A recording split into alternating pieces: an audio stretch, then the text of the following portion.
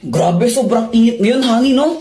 Honey, bawal-bawalan mo nga si Jeffoy sa panonood yan ng Encantadia. Ha? Okay naman yung Encantadia, hindi naman yun bastos or malaswa na palabas. Oo, pero ano kasi eh. O bakit mo binabawal na panoorin yan? Gusto niyo yun eh. Pero kasi ano, yan na naman tayo eh. Ano nga kasi?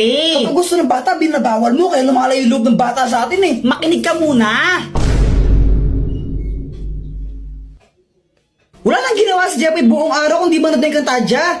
Papabayaan niya yung pag-aaral niya, yung mga assignment niya, hindi niya na ginagawa. Nanonood lang siya ng Encantadia buong araw. Ah, ganun ba? Ba't di mo sinabi agad? Kaya nga pagsabihan mo ngayon na, kung di tatamaan ka sa akin.